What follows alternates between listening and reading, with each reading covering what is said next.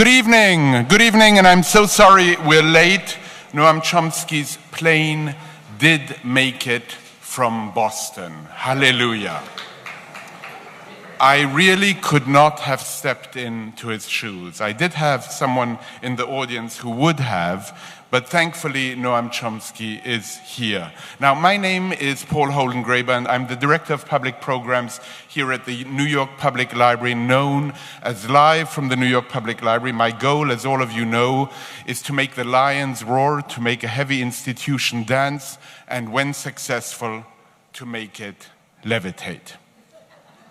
As it may, I hope, tonight. I've always wondered how much this building weighs, and nobody in all these years, a decade I've been here, has been able to tell me. Now, let me just quickly mention some of the upcoming events, which include, not on your program, actor Matt Dillon, who will be joining Magnum photographer extraordinaire Bruce Davidson on May 4th. Our next event will be with Chris Hedges and Seymour Hersh on May 3rd. The week of June 12th, we will end the season with 3 punches.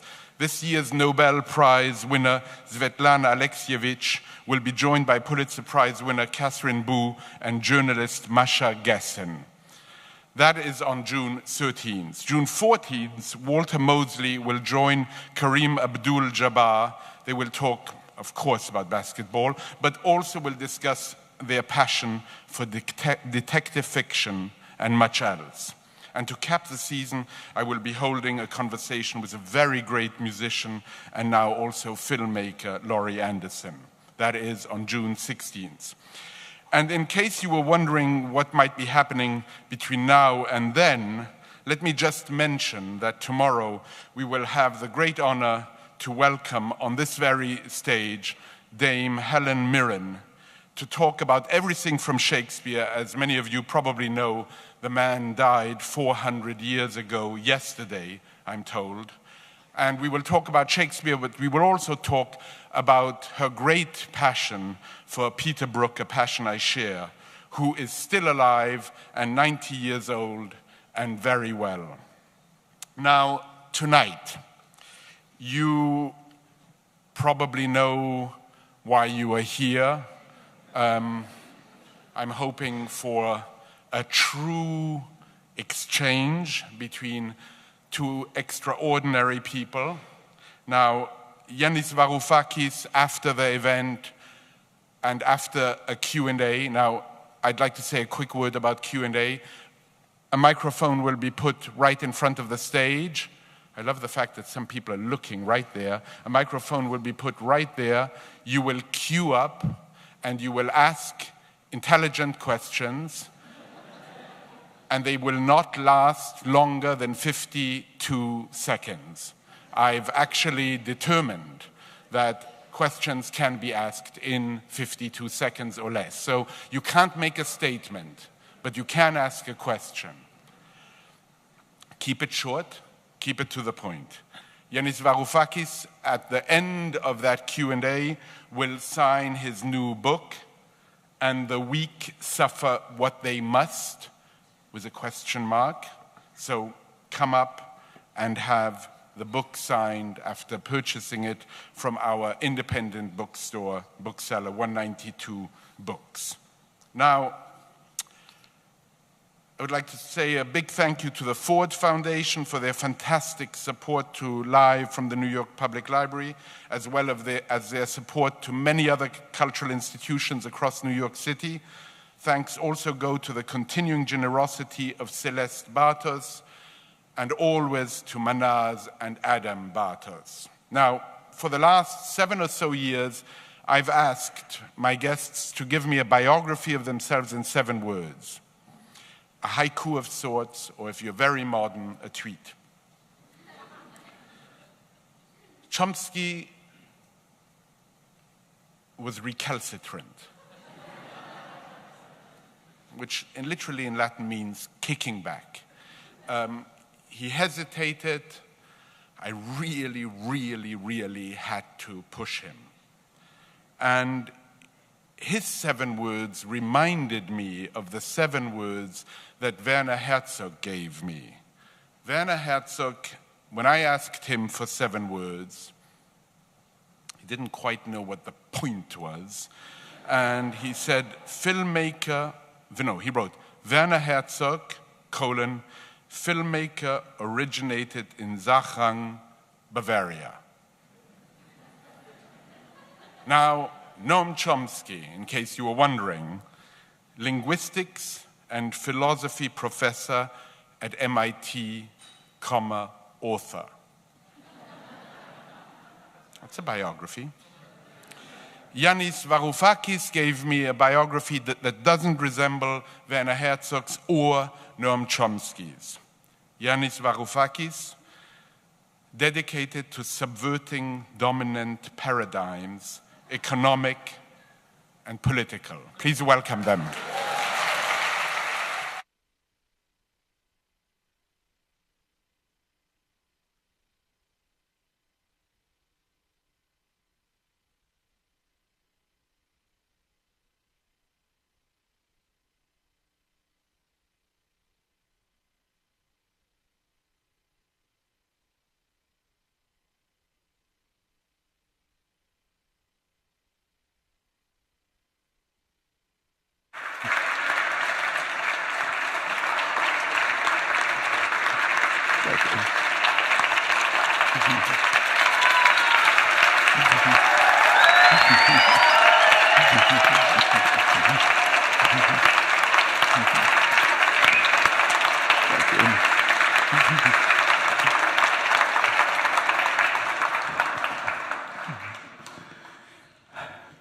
Good evening. We don't have anyone to introduce us, so I've been asked to kick off by saying, firstly, that isn't this wonderful that we're all here just to subvert the notion that nothing good can come out of the public sector? No. Well, the fact that I'm here barely actually has a relationship to that comment. I came from Boston. My wife and I came from Boston. Took 7 hours. In any society that hasn't been smashed by neoliberal policies of the kind you describe, it would have taken maybe an hour and a half, 2 hours. There is a train, the pride of the public sector, which I took for the first time in 1950, and it's about 15 minutes faster now than it was then when it makes the schedule, which is a chancy situation. So we decided to come by airplane and spent most of the afternoon on the runway. Well, Noam, what shall we talk about? Well, we can talk about the neoliberal assault on the world's population in the last generation, which you've written so brilliantly about. What strikes me, given the last quite eventful year of my life, what really strikes me is the major disconnect between the philosophy and ideology of neoliberalism and that which I encountered when negotiating, in inverted commas negotiating, when being dictated by the great and the good of the neoliberal international financial establishment. Now, think about it. If you take the great libertarians, the great neoliberals, who castigate all tax-funded activities, and you consider the reason why I'm here today and I'm not still the Minister of Finance of Greece. Why? It's because I refuse another 100 billion dollars of a tax-backed loan to my insolvent government, which the creditors insisted that I should take. The three nines. It's astonishing. So here it is. So here you have the International Monetary Fund, the European Central Bank, and the European Commission insisting that our bankrupt state takes on another 100 billion under conditions that guarantee that we will not be able to repay the taxpayers of Europe that will be granting us that money. And that comes from neoliberals, who supposedly are against all tax-funded loans to government, and who supposedly believe that an insolvent entity doesn't have the moral right to take on more loans.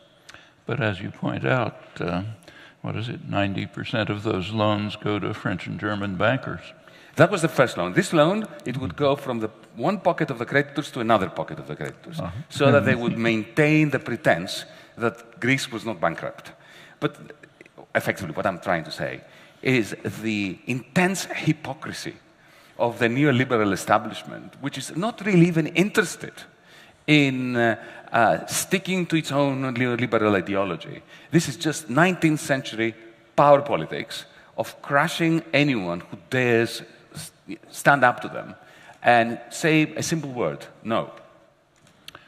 But I think that's actually traditional. One of the paradoxes of neoliberalism is that it's not new and it's not liberal. Exactly. And exactly.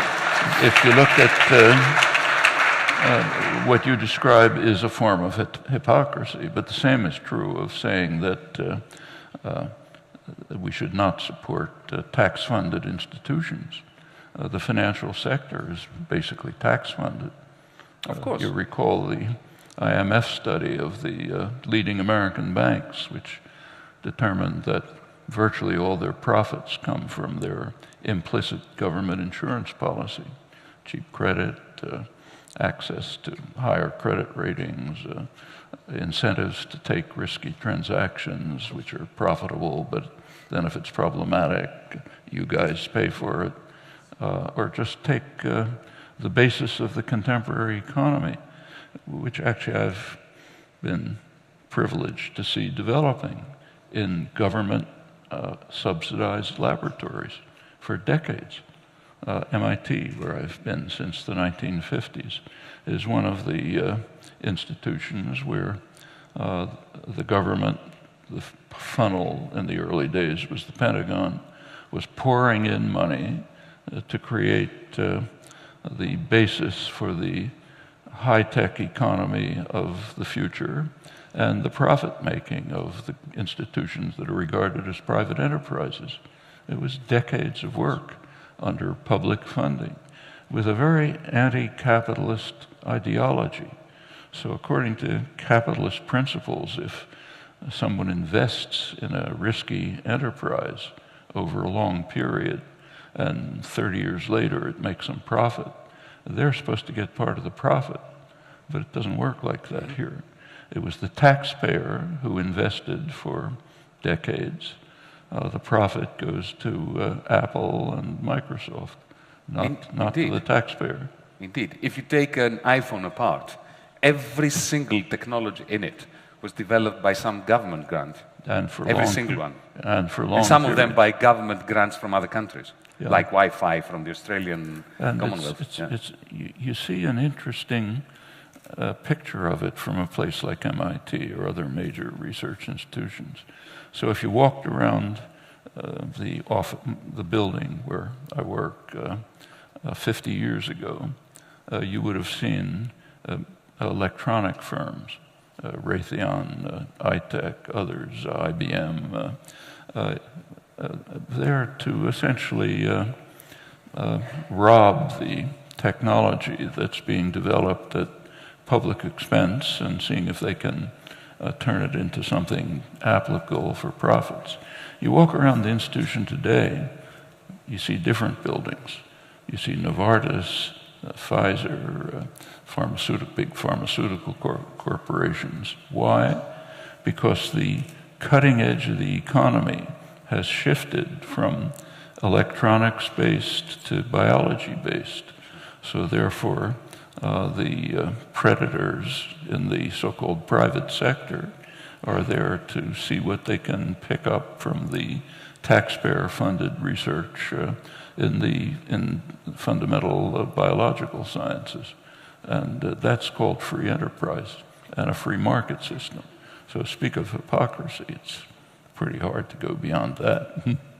Quite right. This hypocrisy is fundamental to the whole enterprise culture of capitalism from the 250 years ago. I mean, the whole notion that there can be a market system which is at an arm's length separated from a state, which is the enemy, is the sickest joke in the history of humankind. If you think that, I mean, this narrative of private wealth creation, which is appropriated by the big bad wolf, the state, on behalf of trades unions and the working class that need a social welfare net, is just a preposterous reversal of the truth.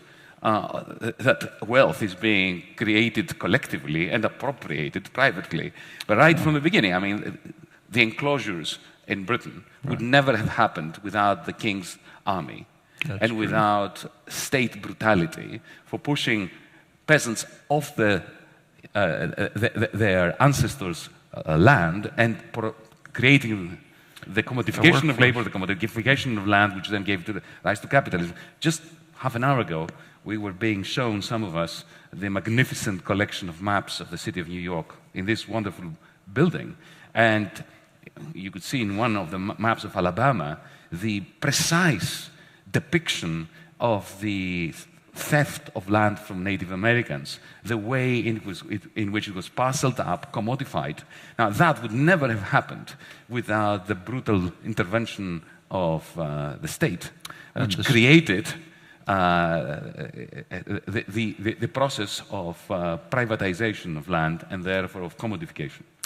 Actually, one of my favorite passages from Adam Smith is where he gives advice to the new colonies, to newly liberated colonies, as to how they should pursue sound economics, which is pretty much what the IMF tells the third world today.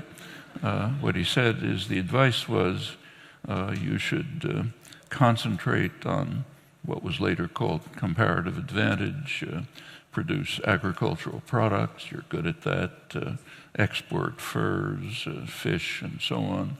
But don't try to produce manufacturing goods, because Britain, England, has superior manufacturing goods.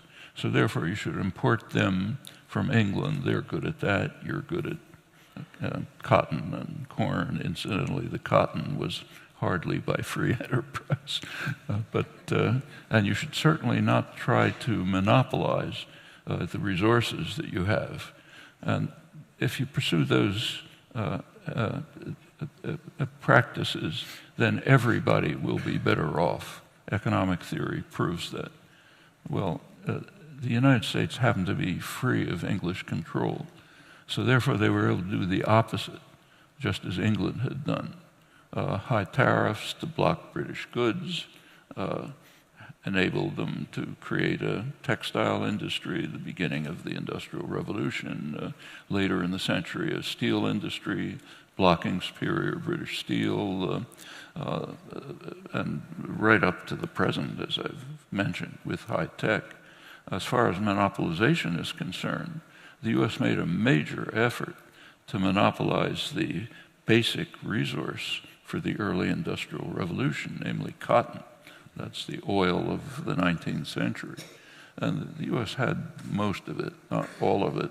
And the conquest of Mexico, which was not exactly by free enterprise, was largely undertaken to try to gain a monopoly of cotton, which would overcome the major enemy in those days, which was Britain. Britain was the big force, the enemy. And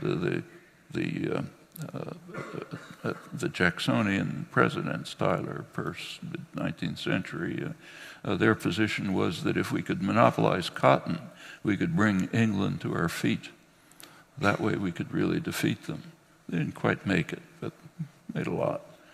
Incidentally, that effort was what Saddam Hussein was charged with in 1990. The charge was ludicrous, but the charge was he was going to try to monopolize oil and bring us all to his feet, which was crazy. But the U.S. did try to monopolize cotton, and that's part of the way in which power shifted from England to the United States. I think that's a pretty good record of the way sound economics has worked over the years. There have been places where sound economics was applied, liberal policies. It's called the Third World. And it's not an accident. You take a look at the global South.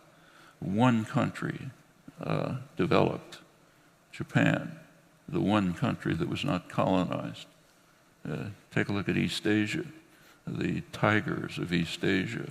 One exception, the one that was conquered by the United States, 1898, with a couple 100,000 people killed and stays semi-colonized, not part of the Asian tiger explosion of industrialization.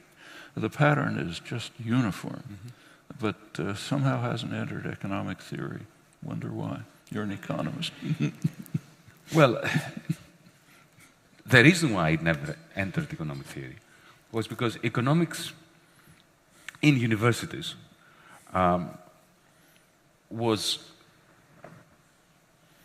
began to evolve from the 1950s onwards as the queen of the social sciences.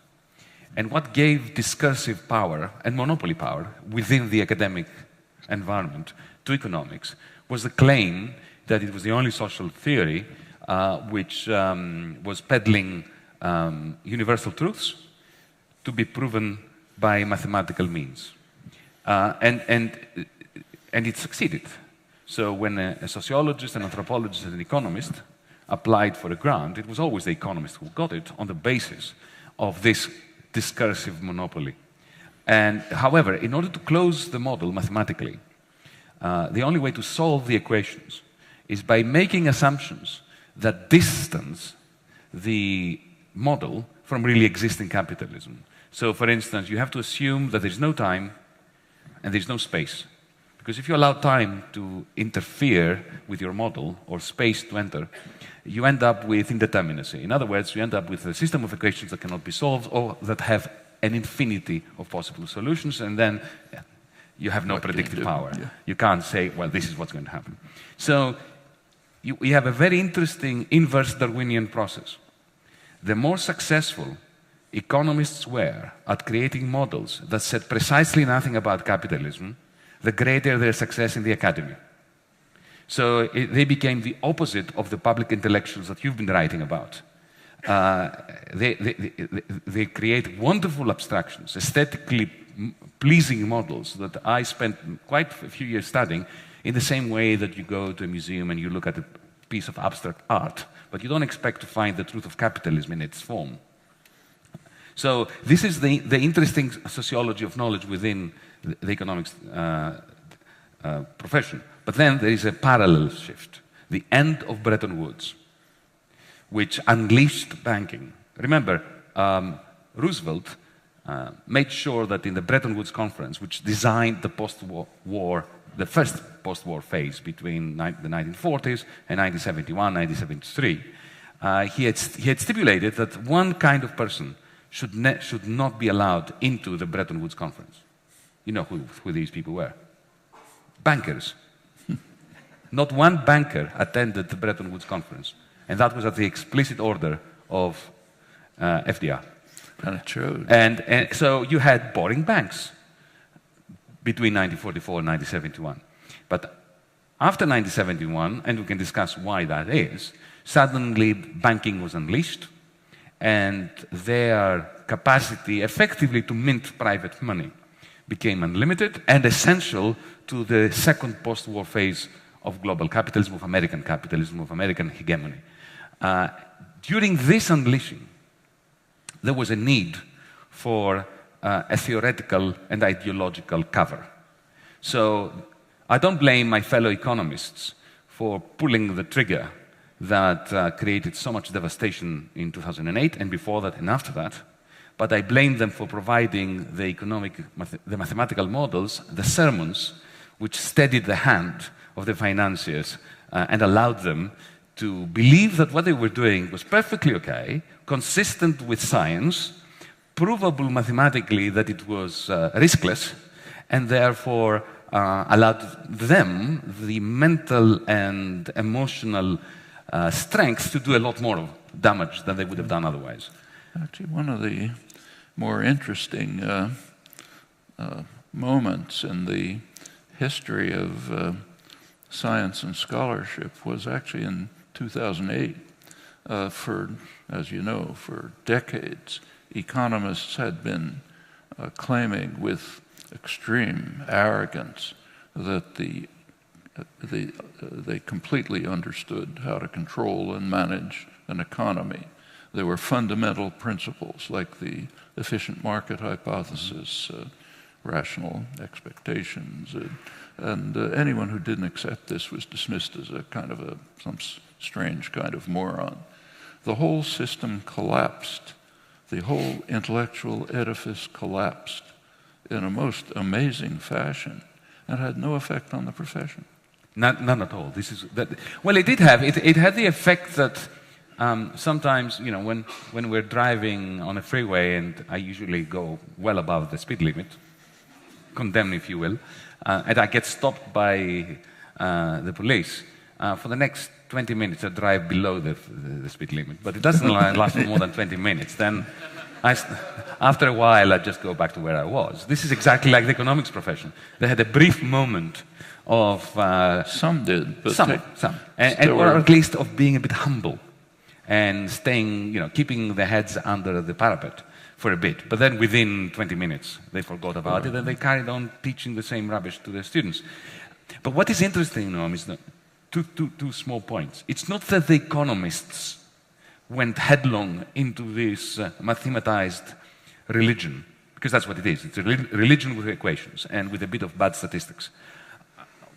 What happened was two things. Firstly, there was a kind of ethnic cleansing of anybody that had retained their wits about the economy. So there were economists who challenged this view and who were simply not reproduced by the system. They never got the grants, they never got the PhD students, their PhD students never got lectureships, never got assistant professorships. So there was a purge of the establishment. The second, which is a far more interesting phenomenon, is that the wonderful minds that created the general equilibrium models, you know, the highest, the popes of the Catholic Church, were not believers.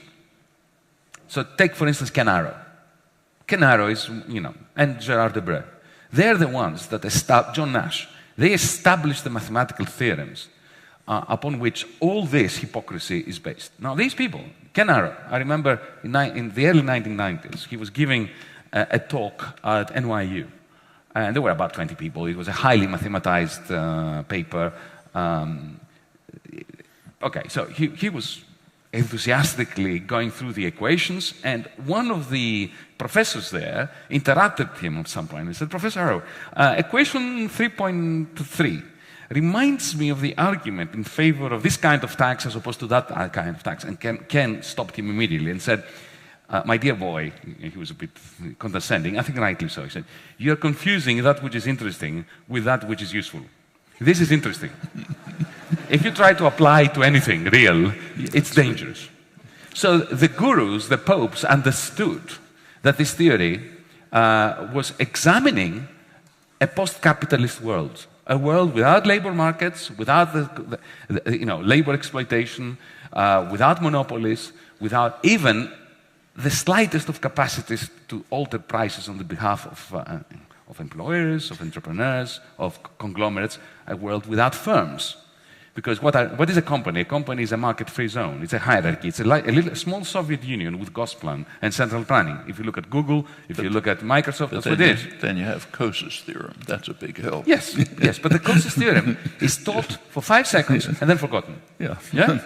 In order to to make them feel that they've said something about the reason why firms exist. Yeah. But then in those models that produce the macroeconomic policies that were applied even under Clinton, especially under Clinton, there are no firms. There's no time, no firms, no space. Everybody resides on the same point in space so that there are no costs of transport or anything like that. So imagine a world in which economic policy is predicated upon models that assume there is no time, space, firms, profit, or economic rent. Or monopolies. It's time to get really scared. You know, there's a question that I'm sure you know the answer to from your own experience, which has kind of puzzled me about contemporary economists. It has to do with the IMF and your experience as Greek finance minister. From what I can see from the outside, it looked as if the IMF economists were pretty harshly criticizing the austerity policies of the Troika. But the IMF itself was strongly supporting them.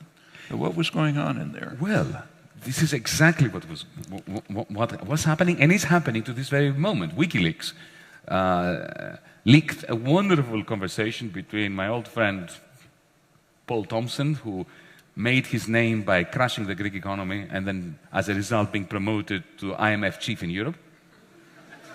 And his successor, a Romanian lady going by the name of Delia Velculescu. Just read this exchange. Just read it. It came out a few weeks ago. WikiLeaks, go and look at it. It's fantastic because they're telling the truth. And they're telling exactly what you're saying. They are admitting that which they, Paul Thompson and I have had this conversation. First time I met the IMF's chief in Europe was in a hotel in Paris, and I was elected with a mandate to negotiate a debt write-down for the Greek debt against the troika of lenders, against the wishes of the creditors. But at the same time, because I had a mandate to negotiate, not to clash with the creditors, I was prepared to clash if I had to, but my intention was not to clash. My intention was to come to an honorable agreement between us. So because I knew that the German government had a very serious political problem going to the federal parliament in Berlin, to the Bundestag, and admitting that the money they had given to the Greeks was not money to the Greeks, for the Greeks, but money for Deutsche Bank, and therefore they were never really expecting to get it back. So this is why we're going to give the Greeks a debt restructure. That's what Mrs. Merkel should have said to the Bundestag, but of course this is not something she could have said and remained the Chancellor of Germany. So I knew that the Germans had a political problem admitting to what they had done in the sense of having given money to the Greeks, so that effectively the German taxpayer and the Slovak taxpayer, because they spread the risk like good financiers do to the other Europeans, effectively they were bailing out their banks a second time in 12 months. So, of course, I knew that, and I was trying to find a formula that would allow our debt to become more manageable and less toxic for the Greek people, while at the same time achieving a kind of political arrangement with Berlin that would make it palatable for them to say yes to it. So, first meeting with Paul Thompson, I come to him with a proposal for the kind of debt swaps, financial engineering that Wall Street is very good at. Not the kind of thing that one expects from a left-wing Minister of Finance, but I wanted to make things work at that point, not so much to go and clash with them. And you know what he said? Oh, this is too mild. We need to take a large chunk of your debt and write it off immediately. I said, well, that's music to my ear, Paul. How are you going to convince Wolfgang Schäuble to do this? Oh, he said, well, that's a problem, but we'll find a way. So at this level of bilateral discussions, even with the leadership of the IMF, you got the idea that they understood what they had done. They knew that they had done a nasty deed. They were subterfuging what they had done. There was a bailout for banks presented as solidarity to a suffering nation. And they were trying to do something about it. But then, when it came to the final settlement, as creditors, they stuck to one another. They remained loyal to one another. They spread the rumor that our government was putting forward impossible demands, that we didn't want to reform, that we had no proposals. We came to them with financial engineering proposals from Wall Street. They had nothing to suggest except for these signals that they were emitting. But I think the most important discussion I had was with somebody really high up in the IMF. The name will not be mentioned. Higher up than Paul Thompson, you can imagine. After 10 hours of negotiations, when we got into the nitty-gritty, these extremely boring meetings with aides, with advisors, with experts, with committee on pensions and another committee on VAT and other... In the end, we ended up together and we had a discussion, confidential discussion, tête-à-tête. And I heard the following words. Yanis, of course you're right. These policies we're trying to impose upon you can't work. I thought, oh no. You know, deep down, I don't know whether you have this. You probably don't. You're Noam Chomsky, you wouldn't. But I'm less experienced in this game of clashing with powers that be at that level. And deep down, I think if I psychoanalyze myself, I really wanted to think that the adults know what they're doing. And that I'm the child that is recalcitrant and kicking and screaming. But deep down, the adults, you know, the people in power at the top of the IMF know what they're doing. And my complaints and protestations, maybe they're not completely accurate. Maybe they know more than I think they do. But when these people turn around to me and say, you're right, it can't work. What we are trying to impose upon your nation can't work.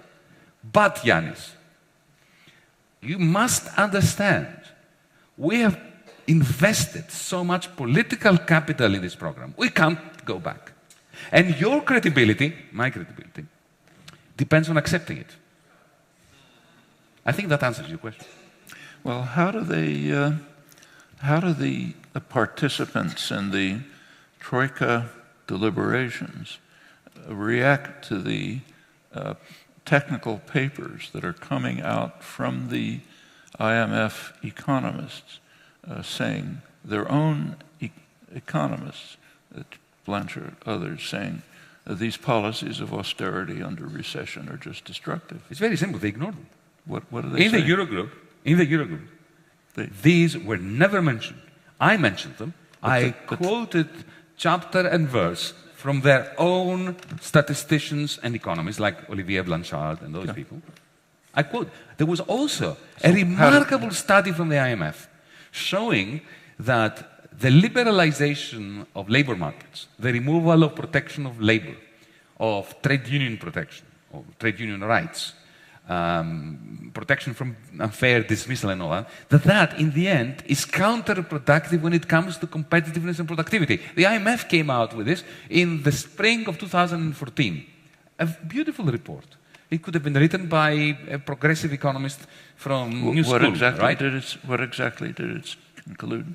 But what did it conclude exactly? It concluded that these labor market reforms that the IMF had been pushing down the throat of countries from Africa to Asia to Europe, they don't work. They do not enhance competitiveness, especially when investment is subdued, which was always my argument. So I quoted that as well in the Eurogroup.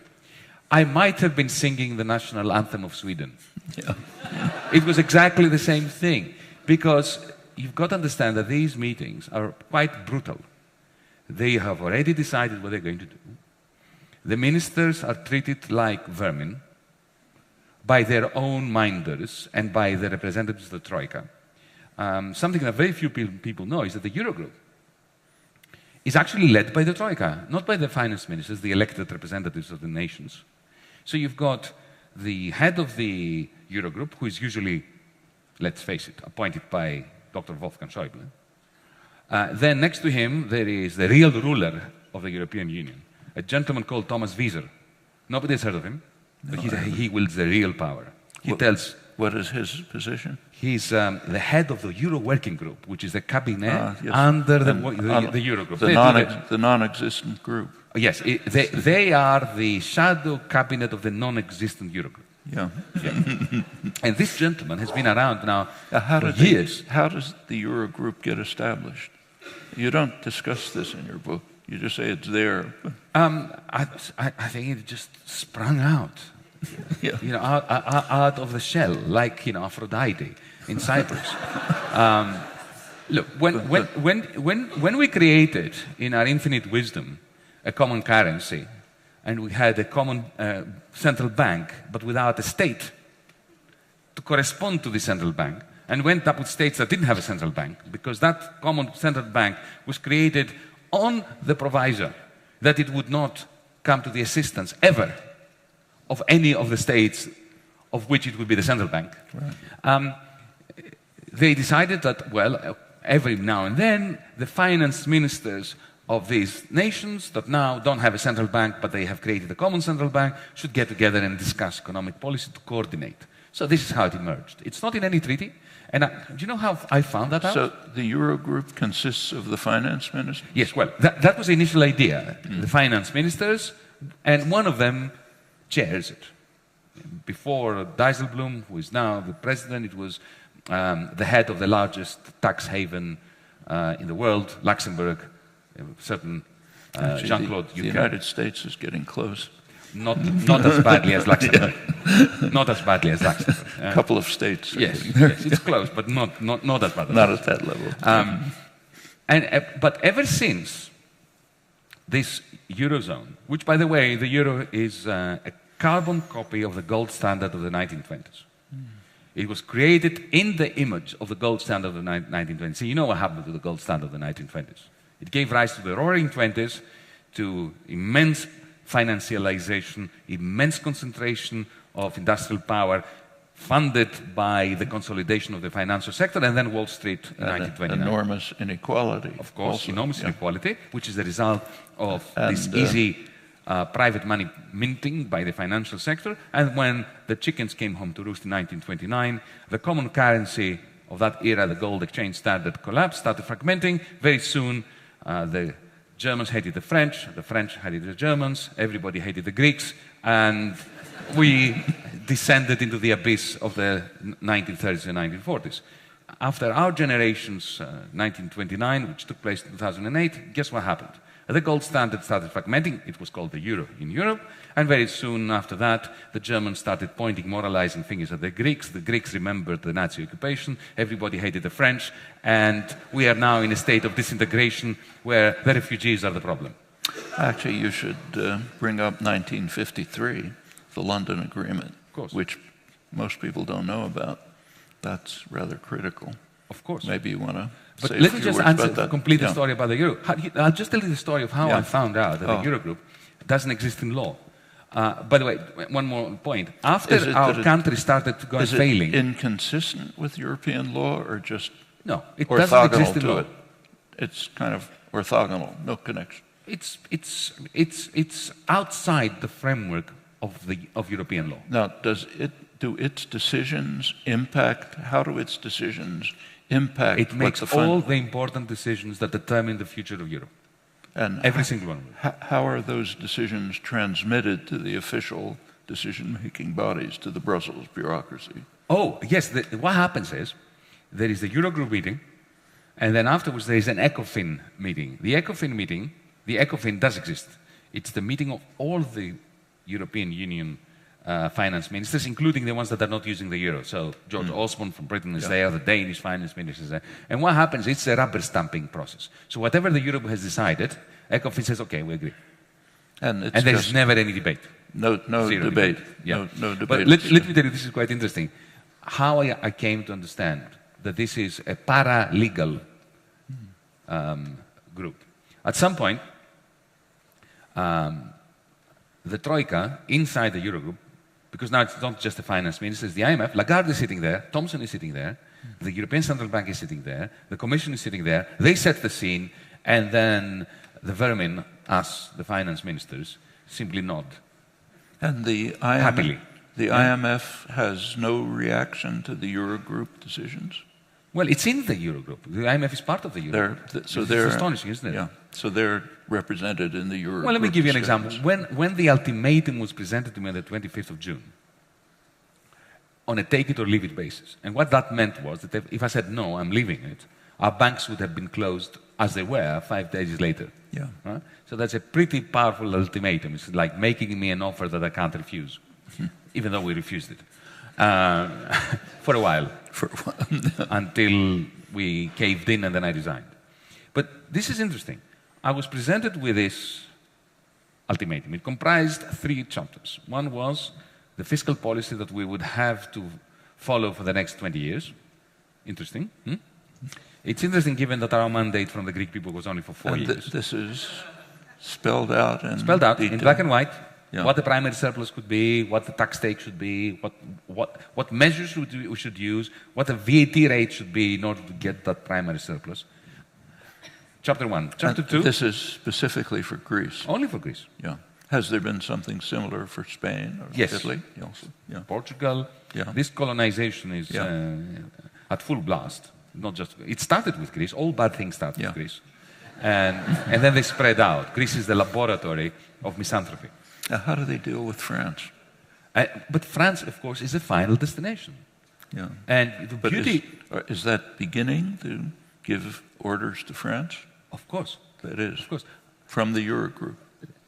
No, the beauty of those 5-6 months in power. Power, not what power. In office. Watching power. In office.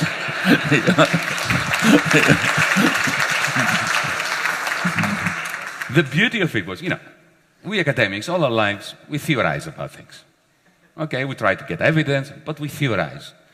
During those 5 months, I didn't have to theorize. And to answer your question about France, at some point I was having a very interesting conversation. I had many interesting conversations with the finance minister of Germany, Dr. Wolfgang Schäuble. At some point, when I showed him this ultimatum, and I said to him, it's a long story, but I'll cut it short. I said to him, would you sign this? Just let's take off our hats as finance ministers for a moment. I've been in politics for 5 months. You've been in politics for 40 years. You keep barking in my ear that I should sign it. Stop telling me what to do. As human beings, you know that my people now are suffering a Great Depression. We have children at school that faint as a result of malnutrition. Can you just do me the favor and advise me on what to do? Don't tell me what to do. As somebody with 40 years, a Europeanist, somebody who comes from a democratic country, just Wolfgang to Yanis, not finance minister to finance minister. And to his credit, he looked out of the window for a while. And he turned to me and he said, well, the question that I had actually asked him was, would you sign this? And he turned around and he said, as a patriot, I wouldn't. Of course, the next question was, so why are you forcing me to do it? He said, don't you understand? I did this in the Baltics, in Portugal, in Ireland. We have discipline to look after, and I want to take the Troika to Paris. He said. Yes. So I don't need to theorize. It starts with Greece. Greece is a pipsqueak country. It's not that important. But you start with that small problem. You impose these unsustainable loans, which give creditors huge power, and then you start cutting, because the final intention, and I try to explain this in this book, is to curtail the Parisian elite's long-standing ambition to usurp the power of the Deutschmark for the purposes of expanding the French nation-state's reach and control of Europe. Also, I presume, for the Bundesbank to be able to control the French budget. Absolutely. Not so much the Bundesbank, but the Federal Finance Minister, Schäuble himself. And I don't blame the Germans for that. If you go back to 1992, when this euro was first created, the Maastricht Treaty, to convince the French to vote for it, the French conservative newspaper Le Figaro had a headline that was offensive to human beings. It read, as an encouragement to the French to love the Maastricht Treaty, Maastricht, and underneath, a new Versailles Treaty without a shot being fired. Now that is offensive to the German people. It is offensive to anyone who understands the pain of the Second World War. It is offensive to all well-intentioned human beings. And you think French elites actually believed that at Maastricht? Absolutely. This was the intention. Look, de Gaulle in 1965, in response to a journalist who asked him, don't you worry that with this European Economic Union, Germany is going to become the powerful country here. And his response was, they are going to be the horse, and we are going to be the carriage driver. It's clear. The Brussels bureaucrats. The French graduates of the great Grande École, yeah. Who would be populating the Brussels bureaucracy. So we should not be anti-German, anti-French, we just must understand that the elites of Europe have made a complete and utter mess of the project of European Union. Yeah, but when you get to Maastricht, the French elites still believed that they were controlling German power in the Maastricht Treaty. Yes. That's pretty astonishing. It's an astonishing error on their part. But so was the German elites' estimation that Helmut Kohl, for instance, who was a Europeanist, who was a federalist deep down, that you create a currency union first, and then when it gets in trouble, the political union will follow. What an error. When you create a gold standard and it starts fragmenting, you're not going to end up with a political union. You're going to end up with an abyss. You're going to end up with Le Pen in government in France, Golden Dawn in Greece, the AfD in Germany, and the fragmentation. You think he understood, say, Nicholas Kaldor's prediction? He never did. Never? No, none of them did. Including Kohl? Including Kohl. He didn't understand it, and he didn't believe it. He really genuinely thought, in a rather simple-minded manner, that we are creating this monetary union. Its fragmentation is going to bring about humongous costs for Europeans. So our successors, when this fragmentation begins, must fix it by creating a political union. Well, yes, they must, but they're not doing it. And they're not doing it because they are falling prey to this self-reinforcing negative feedback mechanism between authoritarianism and bad austerity policies. How did the Fed respond to Maastricht? The Fed? Yeah. It is interesting. Remember, Alan Greenspan was not the most astute of central bankers. And he was in some ways. He understood why the economy was working so well. Remember his testimony to Congress where he explained how magnificent the economy was that he was administering. He said it's based on growing worker insecurity. True. That was a good remark. Yes, yes. So he was a real class warrior, but he did not understand finance. Yeah. Yeah? Unlike Paul Volcker, who did. But he understood power. Yes, he understood power, but Paul Volcker, his predecessor, understood both power and the pitfalls of over-reliance on markets. Yeah, okay, so what was the reaction to Maastricht by the Fed? None. None? None. It was... they didn't pay attention? There was... Well, I do not know of any substantial reaction. I haven't seen any. I've done some research. They were just going along. They would be making comments about the specific technicalities, but not any degree. Paul Volcker did make some very interesting comments. What was his reaction? He was very critical. He was very critical of the lack of checks and balances and shock-absorbing mechanisms. But Alan Greenspan and the Fed under Alan Greenspan indulged in auto-lobotomy regarding these structural aspects of global capitalism. Actually, you ought to bring up what the 1953 story. That's quite critical. Well, it's part of a broader story of American hegemony after the Second World War, which has two dimensions that are, of course, interwoven. One is the Cold War story, which is a very important story, and the increasing authoritarianism of the United States after Truman. Beginning with the Truman Doctrine, again Greece, remember, everything bad starts in Greece, like the Cold War, which began in the streets of Athens in December 1944, not in Berlin, then spread to Berlin, with the first attempts by the CIA, successful attempts to overthrow governments that they considered inimical to the interests of the global empire, like the Mossadegh government, then later our government. I grew up in the dictatorship that the CIA managed to create before the Pentagon had its own coup with the generals. They felt, there was a wonderful race between the Pentagon on the one hand and the CIA as to who was going to stage the Greek coup in 1967 first. and they were working quite separately from one another. The Pentagon with generals and the king, and the CIA with the colonels, and the colonels got in first. They were more agile, so they moved in first. And so then you had Pinochet, you have the Latin American brutality, and so on. So that's one story we all know about American imperialism post-1944.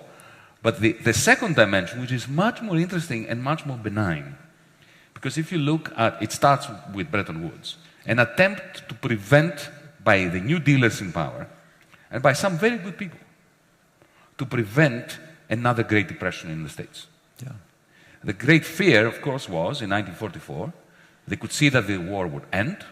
They could see that the wonderful factories that were churning out the aircraft carriers, the tanks, the bullets, the jeeps, and so on, even if they were reconfigured to produce white goods and cars and consumer durables, there would not be sufficient demand within America for all those products that these factories could potentially make. So that eventually they would scale down investment at a time when the American GIs, the American soldiers, would be coming back from the front, and that would spear. And they called it the 1949 moment.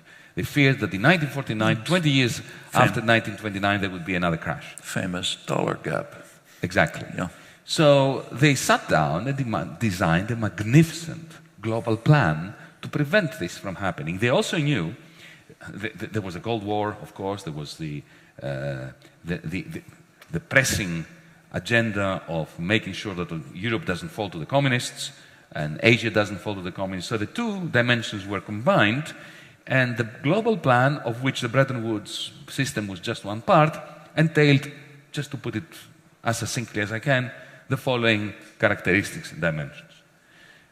Europe would be dollarized, so that Europeans could buy the gleaming cars and the gleaming aircraft and washing machines from Westinghouse and so on and so forth, that America would not be able to absorb on American soil. The Europeans were in ashes after the war, so they needed to be dollarized.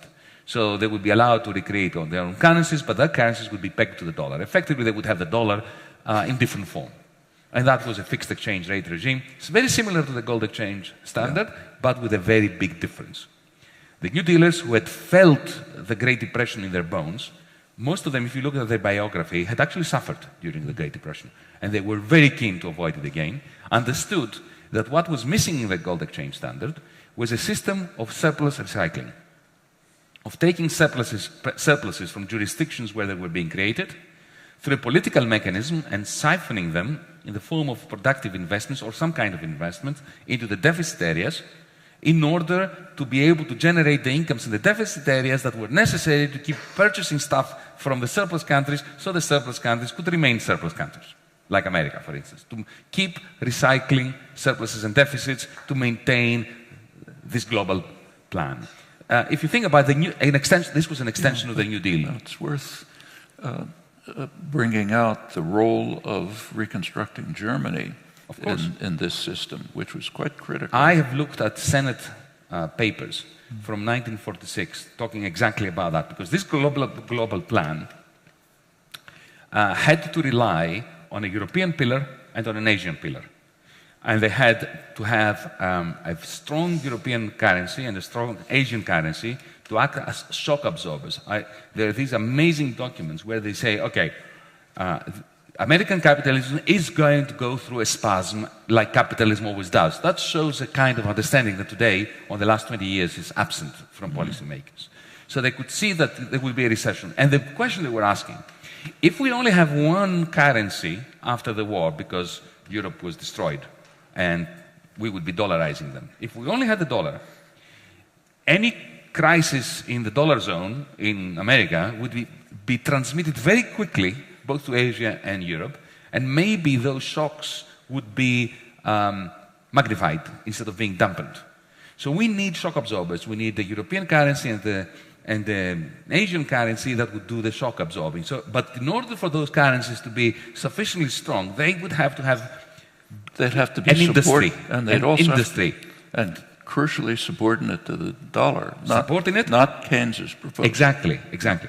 But they would have to be net exporters in their vicinity, Yeah, but so Germany in the rest of Europe, yeah, but Japan vis-à-vis China. Yeah, within the global system managed in And Washington. within the global system, under the tutelage... And that's the Keynes-White dispute. Exactly, the Battle of Bretton Woods, Yeah, which yeah. is an amazing episode in intellectual and financial history. Now, at that point, the problem they had when they were thinking about this in 1946, late 45, early 46, was that they already had agreed with the French to turn Germany into a pastoral land, to deindustrialize Germany. So they had to go back to the French and say, we changed our mind. And they did. And they offered them a bargain. You will agree to the reindustrialization of Germany. You will agree to a write-down of German debt. Otherwise, the German economy will never be able to recover if it is in the dark cloud of unsustainable debt. And in return, what we're going to give you is the leadership of Europe. This is the de Gaulle idea, that they are the drivers of the carriage and Germany is the horse that powers it. And indeed, this is what happened. If you think of where is the OECD? It's in Paris. What is the OECD? The OECD is a relic of the Marshall Plan. So the French were distributing Marshall aid in Europe. Think about Brussels. Brussels was completely and utterly designed by the French elites. Yeah. Think about the IMF. Why is Christine Lagarde the managing director of the IMF? Why was Strauss-Kahn the man? This is still the relic, if you want, the leftover of this deal with the French and the Germans. Interestingly, so going to 53, 53 is where the Americans grabbed the heads of the British, of the French, of the Italians, and of the Greeks, incidentally, and banked them together and said, you are going to write down German debt. So Greece was owed money by Germany that it wrote off so that Germany could reindustrialize in the 1950s. And that illustrates the title of your book. The French got something in return. The Greeks didn't. The weak suffer as they must. Yes, indeed. But of course, I always like to leave a degree of optimism hanging in midair. So you may have noticed that my book ends with, the title ends with a question mark. And the emphasis is on the question mark. And the dedication is to my mother. And it says that my mother would have slaughtered with immense kindness anyone who dared say that the weak suffer what they must. And even the original expression comes from Thucydides in the history of the Peloponnesian War, when he recounts, as an Athenian, remember, Thucydides is an Athenian historian and soldier and general, who is recounting the story of when Athens sent a fleet with troops, the Marines, the Athenian Marines, to the island of Milos to crush the local society, the local city-state. Why? Because Milos refused to take sides in the Cold War, or actually the hot war of the time between Athens and Sparta. And Athens had its own NATO in the archipelago of the Aegean, and it was very worried that if the millions are allowed to be independent, then the rest might get ideas that they want to exit NATO, the NATO of the time. So they sent the troops to crush them. And there is this interesting meeting when the Athenian generals meet the million representatives, delegates, to announce to them that, you know, your life is over, surrender quietly, and we will sell you as slaves. If you resist, we are going to crush you. And the millions gave them a Kantian argument, that you should never treat human beings as a means to an end. You should treat them as ends in themselves. Not exactly, but more or less this. They hadn't read Kant yet, remember? Of course. But it was more or less that kind of Kantian argument. You should treat those in a position of weakness in the same way you would want to be treated in a position of weakness. Because one day you will be in a position of weakness, as the Athenians, of course, did become very shortly afterwards when they lost the war to Sparta. And the Athenian general responded, no, you've got it this wrong. The strong do what they can, and the weak suffer what they must. But Thucydides is telling us this story in order to allow us to criticize it. That's the question mark. Well, I think the real optimistic element in the book is the Condorcet quote about power really being in the hands of the masses, if they take it. In the mind of the masses. In the mind. And in fact, that goes back to And he was probably quoting David Hume, who in the First Principles of Government makes that point very clearly. He says it's surprising to see the easiness with which the great mass of the population is subordinate to their governors, because power is in the hands of the governed. And if we inquire into the means by which this wonder is achieved, we see that it is by consent alone that the powerful are able to govern. Meaning, if the governed refuse to consent, to use your words, the game is over. That's exactly right. And my wife, we felt that on the 3rd of July last year. There was a magnificent moment. Because you've got to remember, our government won the election in January of 2015 with a mandate to speak truth to the powerful, to say no to them, and do your worst.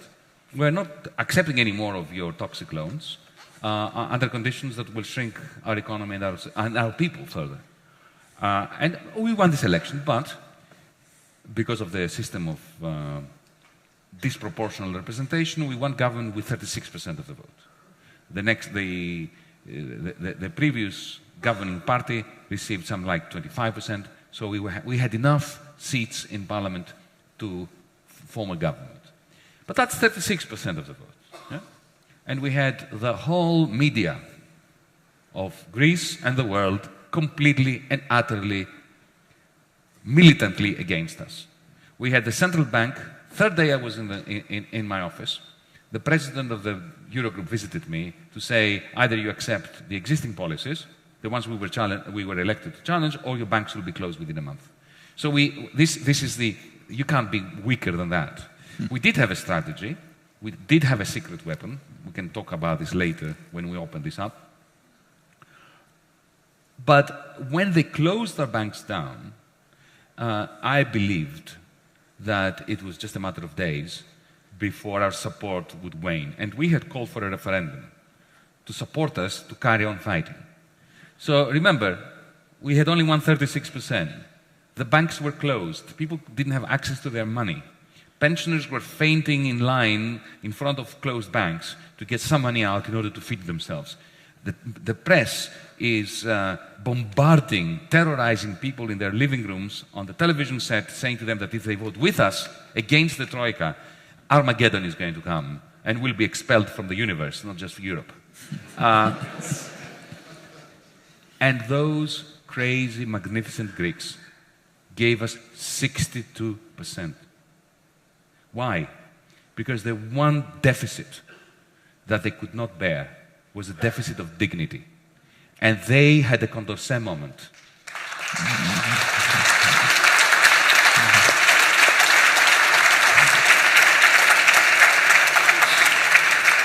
So, what happens to Greece now?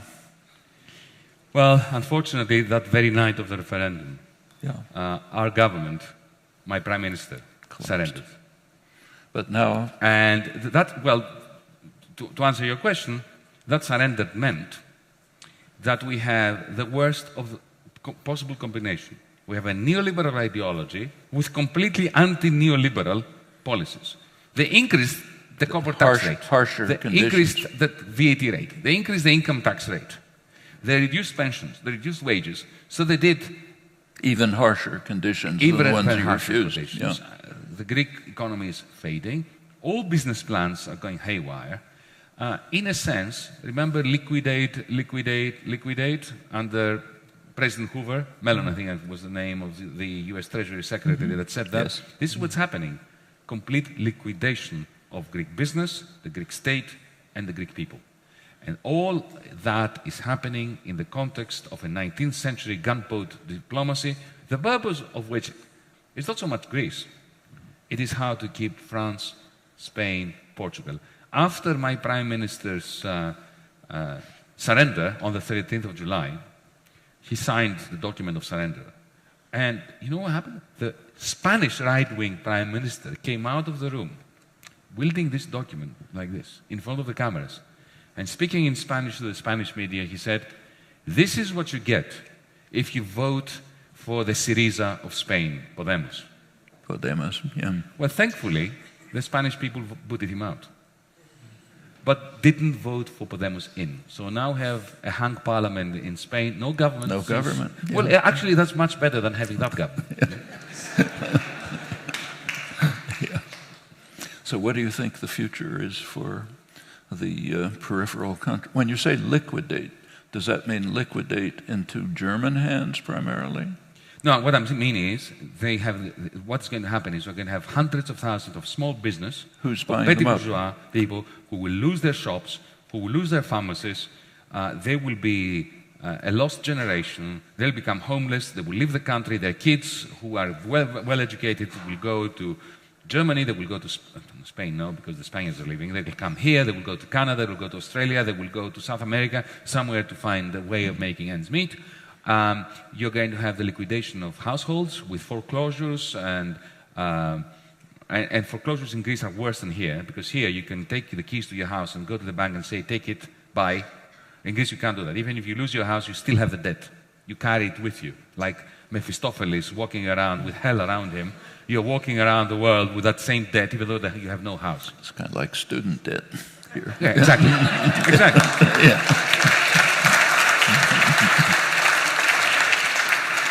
So, in answer to your question, what is now the prospect of progressive politics and of hope in Greece?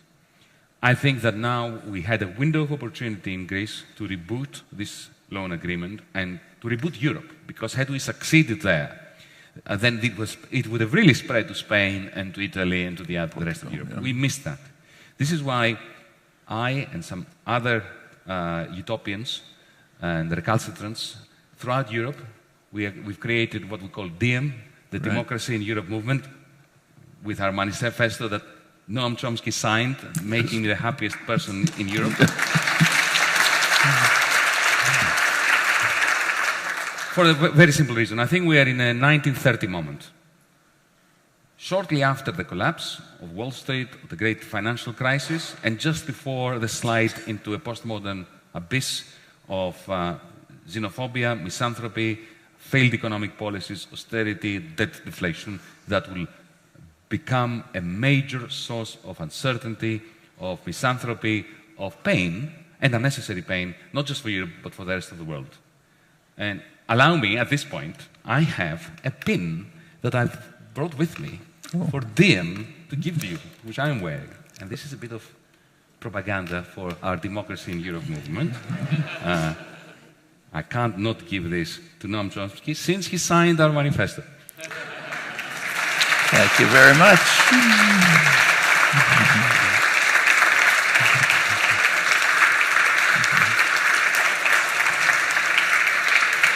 And I'm being signaled to that we have to open this up. It's a good point. To Q&A. It's a good point. It's good to end with a pin. So we're going to put a microphone here. I see a pin, but you can say That's great. Thank you. Mr. Chomsky, Mr. Varoufakis. My question is about European integration policy, the then and now. We know that in 1992, the leaders of the day signed the Maastricht Treaty, which stipulated those convergence criteria to measure, I guess, similarity between economies, such that if they were able to fulfill those criteria, they qualified for the initial round of Euro membership. Are EU policymakers only looking at those criteria now, those deficit criteria, or are they looking at other measures of integration, given what we know about what's, is that their only policy focus?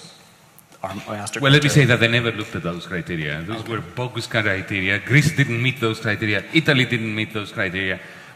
Far from it. The criterion was 60% of debt over GDP as a maximum. Italy had 100%.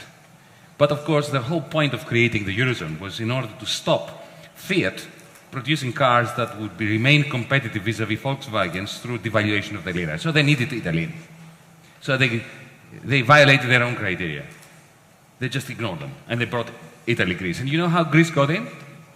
we had some smart people in the finance ministry and the Central Bank of Greece, and they copied exactly the same tricks that they used to let Italy in. And they said, well, we know what you've been up to, so if you've let Italy in, we were doing the same tricks, we will present the same data, so either you have to keep the Italians out or allow us in as well. So this is how we got caught up. You've got to understand that it's a very hypocritical concept, the whole thing, the whole process. So there was never a question of integration, really. There was a question of expanding the limits of predatory financialization. Frank, what did Greece have to offer the Eurozone? Can I tell you what we had? We had no oil. We had really, I mean, we were not a traditional colony that had natural resources to be. What we brought to the Eurozone was a population with minimal debt and a lot of equity, because Greeks loathed debt. My parents' generation didn't have credit cards, personal loans, mortgages. They worked for 30 years, put some money aside, borrowed some money from an aunt or an uncle, and bought a house. Okay? So we were a dream come true for German and French bankers. We had a Protestant almost ethic in terms of indebtedness, very low debt, and a capacity, once the Deutschmark was extended to Greece. Okay? We had the capacity to borrow and borrow and borrow on the basis of very sound collateral. So this edifice was never designed to sustain an economic rise. Do you know which were the two countries that violated the Maastricht criteria first, before anybody else? Germany and France. France, yeah. Huh? So these rules were written not to be respected, but were written to be used as a club by which to beat the weak and the ones who dare speak out against the irrationality of the system. Mm-hmm. Okay. Thank you. Thank you.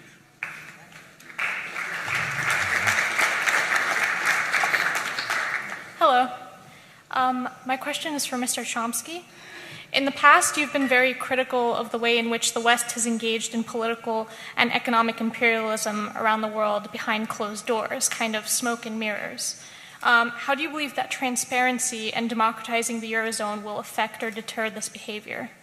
With the transparency in... And democratizing the Eurozone. And democratizing the Eurozone. How will it kind of affect or possibly deter this behavior? Actually, one of the things that Yanis discusses in his book is that the Eurozone, in the Eurozone, democracy has declined arguably even faster than it has in the United States. During this past generation of neoliberal policies, there has been a global assault on democracy. That's kind of inherent in the principles. And in the Eurozone, it's reached a remarkable level. I mean, even the Wall Street Journal, hardly a critical rag, pointed out that no matter who gets elected in a European country, whether it's communists, fascists, anybody else, the policies remain the same. And the reason is they're all set in Brussels by the bureaucracy. And the citizens of the national states have no role in this. And when they try to have a role, as in the Greek referendum, they get smashed down. That's a rare step. Mostly they are sitting by passively as victims of policies over which they have nothing to say. And what Yanis said about the Euro group is quite striking. This is a completely unelected work group, not in any remote way related to citizens' decisions, but it's basically making the decisions, the choices and decisions. That's even beyond what happens here. Here it's bad enough, but that's more extreme. Well, let me add to this, just to clarify something. Actually, I will go further than Noam about Europe. The European Union doesn't suffer, or the Eurogroup, from a democratic deficit. It's like saying that we are on the moon and there is an oxygen deficit. There is no oxygen deficit on the moon. There is no oxygen, full stop. And this is official in Europe. In my first Eurogroup, as the rookie around, I was given the floor to set out our policies and to introduce myself. which is nice. And I gave the most moderate speech that I thought it was humanly possible to make. I said, I know that you are annoyed I'm here. Your favorite guy didn't get elected. I got elected. I'm here. But I'm here in order to work with you, to find common ground. There is a failed program that you want to keep insisting on implementing in Greece. We have our mandate. Let's sit down and find common ground. I thought that was a pretty moderate thing to say. They didn't. And then after I had expounded the principle of continuity and the principle of democracy and the idea of having some compromise between the two, Dr. Wolfgang Schäuble puts his name tag forward and demands the floor. And he comes up with a magnificent statement. Verbatim, I'm going to give you what he said. Elections cannot be allowed to change the economic policies of any country. At which point I intervened and I said, this is the greatest gift to the Communist Party of China because they believe that too. Okay? Now, while I was in there, in the 12 Eurogroup meetings that I attended before I resigned, I noticed in those very lengthy, incredibly intense and depressing sequences of discussions, some of them lasted more than 12 hours, the room was full of cameras, microphones. You know, these screens, we had 30 of them. I could say, whoever, you know, we were in the same room with people and I was watching them on television because, you know, this is the power of the screen. You don't watch the person speaking, you watch him on the screen, or her. Yeah? And at some point it hit me. We don't need a revolution here. Somebody in the control booth, just press a button and connect all these cameras to the internet. Just imagine if that would have to happen. Huh?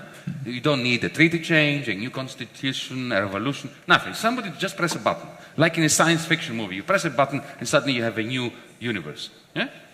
What would happen? Would Schäuble say this? I don't know, maybe he would, but you know what? It would make a difference for the Germans, the French, the Portuguese, the Greeks to hear him say those words.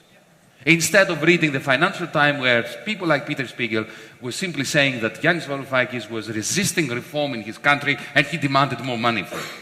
Right? So transparency is everything. We need, this is the first step. It's a huge revolutionary step that takes nothing more than the press of a button. So this is why, you know, on our side, again, I'm a salesperson here tonight, in dim25.org, there is a Transparency in Europe Now campaign. We're demanding the live streaming of all these meetings. We're demanding that the ECB publishes its minutes. We're demanding that all the TTIP negotiating... Do you know that as the Minister of State for Finance in Greece, in order to look at the TTIP documents of the negotiations between the European Union, to which I was a finance minister, and the United States, I had to sign a non-disclosure agreement. In other words, the price of looking at those documents was that I promised not to tell my electorate.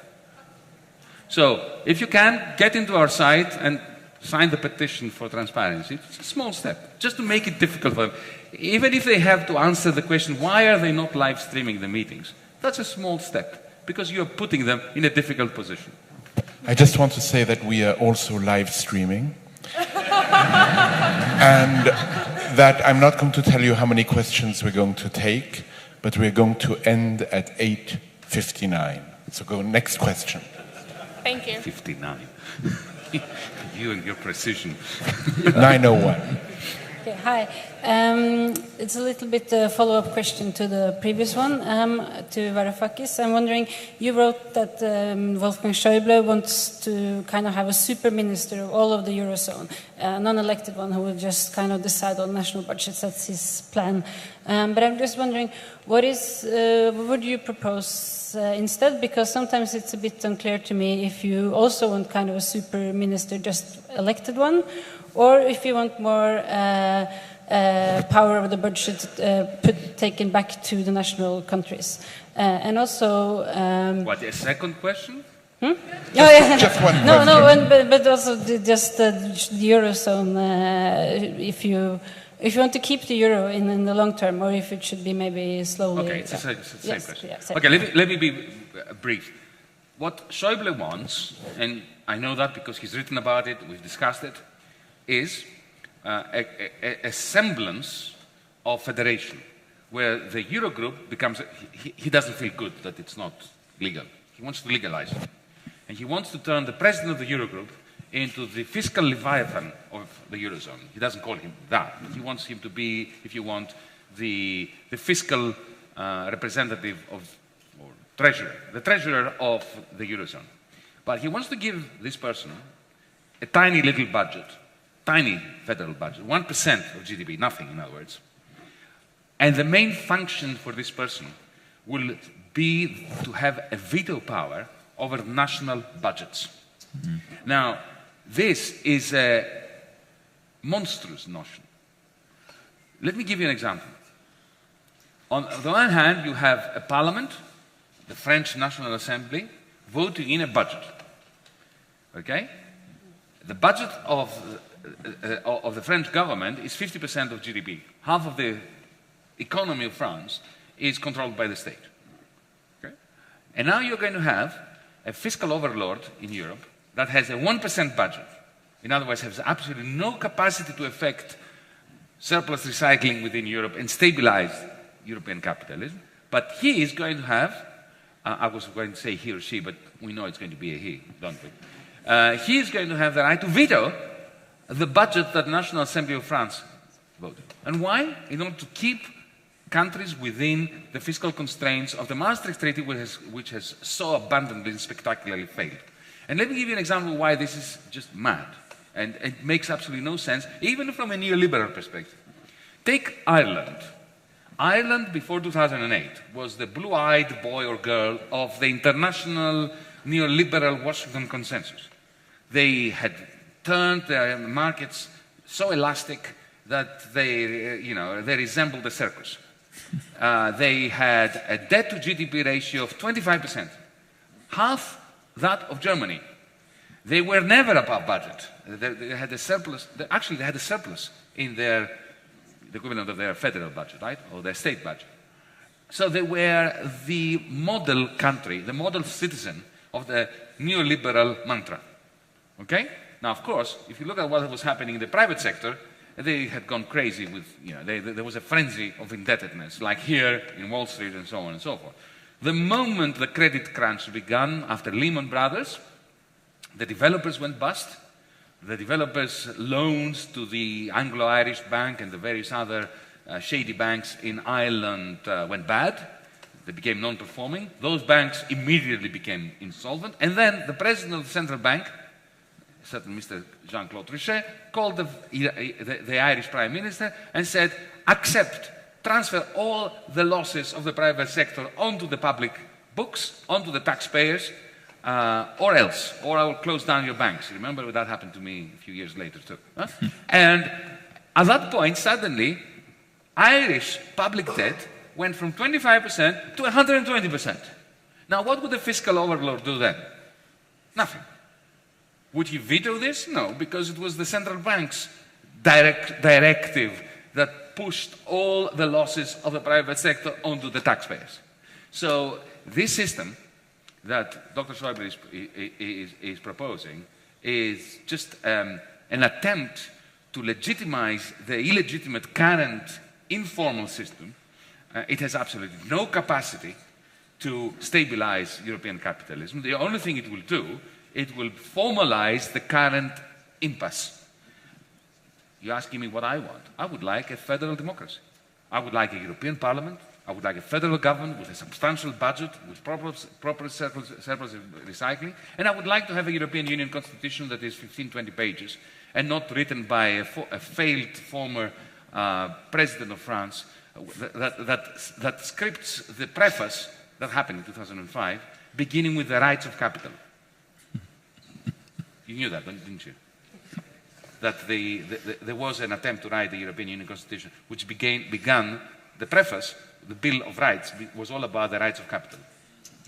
This is you can't make it up, can you? Schäuble's comment about elections. Yeah. Hi. First of all, I'm very honored to be here in front of both of you. I wanted to ask a quick question for Yanis. To what extent do you agree with the notion that the Greek government was caught in a tragic circumstance, and they did what their options allowed them to do at the time, given that the other option might have been exit from the euro, combined with the refugee crisis that they have now. And for Mr. Chomsky, I wanted to ask a little bit your evaluation on the Bernie Sanders phenomenon in American politics, and how do you evaluate that for the future of American politics? Well, sorry, Bernie Sanders. The Sanders phenomenon. Bernie, Yeah. you go. start with Bernie. Well, Bernie Sanders is an extremely interesting phenomenon. He's a decent, honest person. That's pretty unusual in the political system. Maybe there are two of them in the world, you know.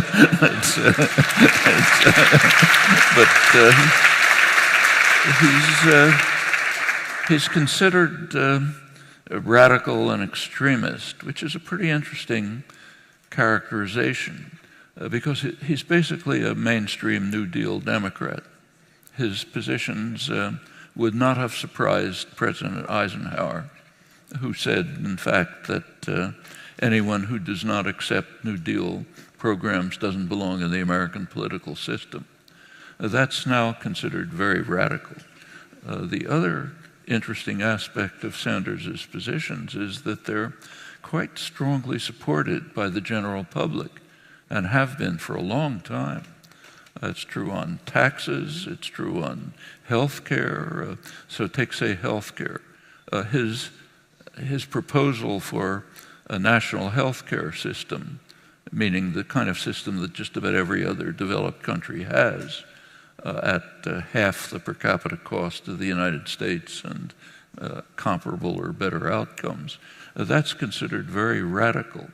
But it's been the position of the majority of the American population for a long time. So if you go back, say, to the Reagan, right now, for example, latest polls, about 60% of the population favor it. When Obama put through the Affordable Care Act, there was, you recall, a public option, but that was dropped. It was dropped even though it was supported by about almost 2/3 of the population. You go back earlier, say, to the Reagan years, about 70% of the population thought that national health care should be in the Constitution because it's such an obvious right. And in fact, about 40% of the population thought it was in the Constitution, again, because it's such an obvious right. And the same is true on tax policy and others. So we have this phenomenon where someone is taking positions that would have been considered pretty mainstream during the Eisenhower years, that are supported by a large part, often a considerable majority of the population, but he's dismissed as radical and extremist. That's an indication of how the spectrum has shifted to the right during the neoliberal period. So far to the right that the contemporary Democrats are pretty much what used to be called moderate Republicans. And the Republicans are just off the spectrum. They're not a legitimate parliamentary party anymore. And Sanders has the significant part of, he has pressed the mainstream Democrats a little bit towards the progressive side. You see that in Clinton's statements. But he has mobilized a large number of young people, these young people who are saying, look, we're not going to consent anymore. And if that turns into a continuing, organized, mobilized force, that could change the country. Maybe not for this election, but in the longer term.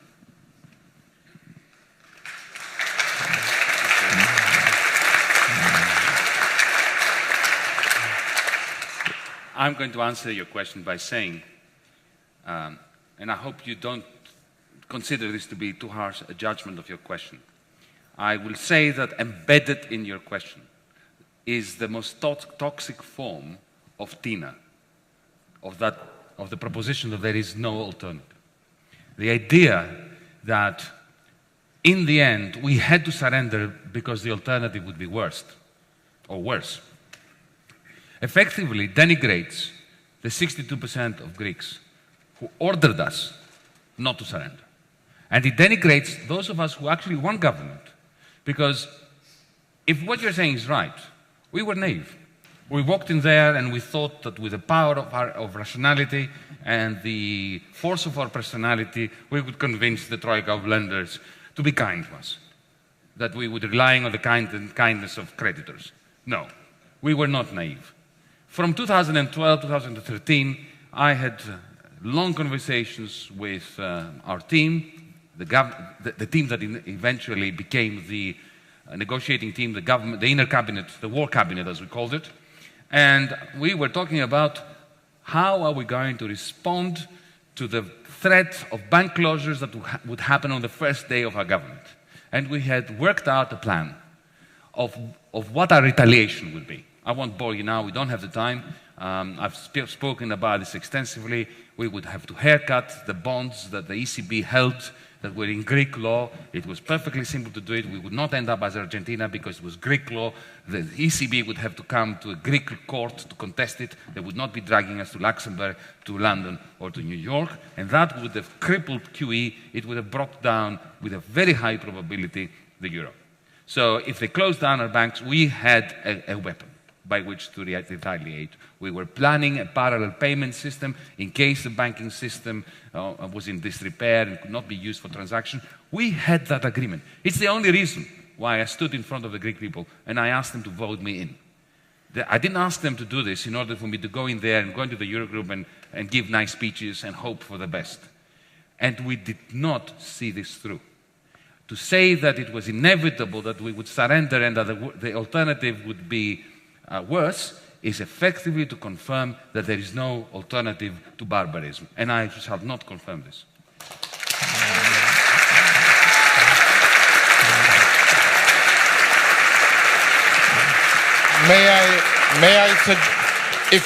If this would be okay for you, may I suggest that we bundle 3 questions together. Of course. And so you ask 3 brief questions, maybe. Not one of you. You ask one. You ask one question, you ask one question, and the gentleman there asks one question. And the others who are there, I applaud you for being so hopeful. Please. Just one after another. Thank you very much for this conversation. And I would like to ask my question to both of you. You have discussed the situation in Spain, and we have just found today that after 4 months without being able to form a government, there will be new general elections on the 26th of June. So my question would be, which would be your message in this critical juncture in the battle of ideas in Europe for the Spanish people and also for Podemos? Thank you. Question number 1. Question number 2. Yes, thank you for a fascinating evening. Austerity is bankrupt. It's bankrupt empirically. It's bankrupt intellectually. It continues to be imposed on the people of Europe. You have framed this tonight as primarily a political conflict, primarily between Germany and France. Can't we interpret this as an agenda by people who have no particular political or national allegiances to impose Reagan and Thatcher-style capitalism on the core of Europe, including Germany? What happens to German pensions at the end of this game? And the last question. My question was concerning some of the other peripheral countries in Europe. Ireland, Spain, and Italy, and their national governments did not support you last year during the crisis. Now, would you comment on that? And also, what do you think the prospects for those countries are now, economically? Well, the message for the people of Spain, I think, should be this. That's what they should be voting for, and they can achieve it. Go back to David Hume. Power is in the hands of the people if they don't consent, and that's critical. I have nothing to add to this. I'll try to combine it with the last question, because what applies to the people of Spain applies to the people of Italy, to the people of France, but indeed also to the people of Germany. And that brings us to the other question as well. We're in it together. The notion that Europe is split between North and South, and the North is populated by all the ants, whereas the grasshoppers have congregated to the South and to Ireland, is a very strange and odd idea. There are ants and there are grasshoppers everywhere. What happened before 2008 was the grasshoppers of the south and the grasshoppers of the north got together into a splendid alliance of debt-driven frenzy. They were the bankers, they were the spivs, they were those who predicated their growth on transfers from the European Union budget to create motorways that went to nowhere, Olympic game sites in Greece, and so on and so forth, and they became fabulously rich. This was the alliance of the grasshoppers. The ants were working very hard and were finding it very hard to make ends meet during the good times. And then when the grasshoppers' empire collapsed, it was the ants of the north and the ants of the south that had to bail them out. And it's time for the ants of the north and the ants of the south to unite in Europe to change that crazy regime.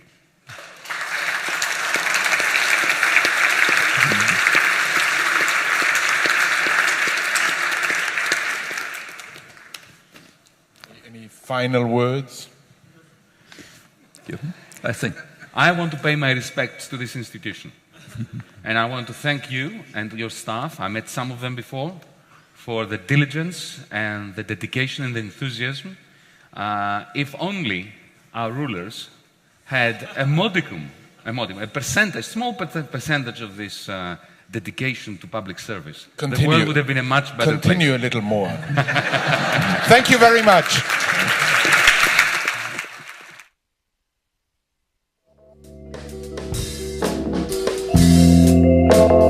Thank you.